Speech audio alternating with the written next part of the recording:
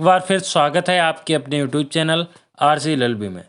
मित्रों, आज की वीडियो में हम जानने वाले हैं कि वसीयत क्या होती है, यानी वसीयतनामा क्या है और क्या पुश्तैनी ज़मीन की वसीयत की जा सकती है या वसीयत कैसे लिखी जाती है, इन सब के बारे में जानते हैं। आइए देखिए, अपने देश भारत की बात करें तो यहाँ विवाद की सर्वाधिक 3 वजह कही जाती हैं। जर जोरू एवं ज़मीन, यहाँ तीसरी वजह जमीन यानी संपत्ति के सर्वाधिक विवाद जो हैं वो दर्ज होते हैं।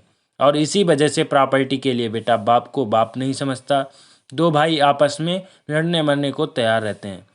लेकिन समझदार लोग अपने बच्चों को प्रॉपर्टी संबंधित विवाद से दूर रखने के लिए अपनी वसीयत कराते हैं, जिसके जरिए वे उसमें अपनी संपत्ति बराबर हिस्सों में बांट देते हैं।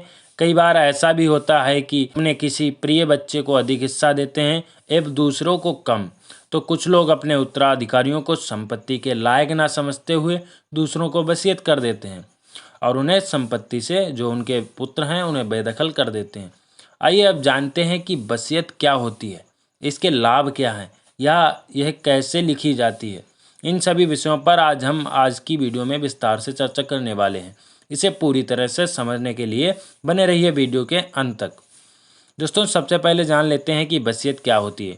देखिए, वसीयत को अंग्रेजी में विल WILL कहते हैं और यह एक कानूनी दस्तावेज है जिसके माध्यम से किसी संपत्ति या ज़मीन जो है उसके मालिक की मृत्यु के बाद उसके उत्तराधिकारियों के बीच ज़मीन या संपत्ति का निर्धारण किया जाता है। देखिए, वसीयत किसी व्यक्ति द्वारा अपने जीवन काल में ही लिखी जाती है। इसका मतलब यह है कि वसीयत कोई भी व्यक्ति अपने जीवित होने पर ही कर सकता है और किसी भी समय वह इसमें बदलाव कर सकता है, उसे निरस्त भी करा सकता है, चाहे वह वसीयत कानूनी रूप से पंजीकृत ही क्यों ना हो।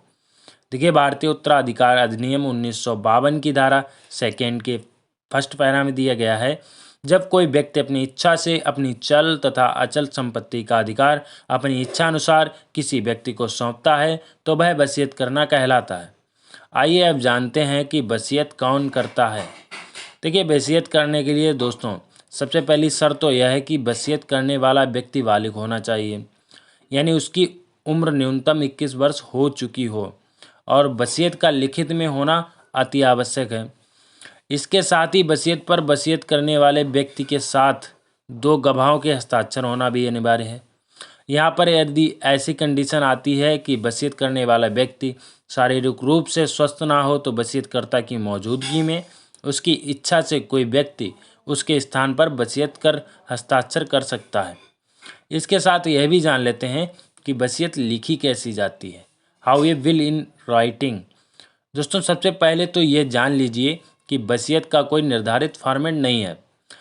हालांकि यह वकील की मदद से अथवा उसके बगैर केवल कागज या पेन के जरिए भी लिखी जा सकती है।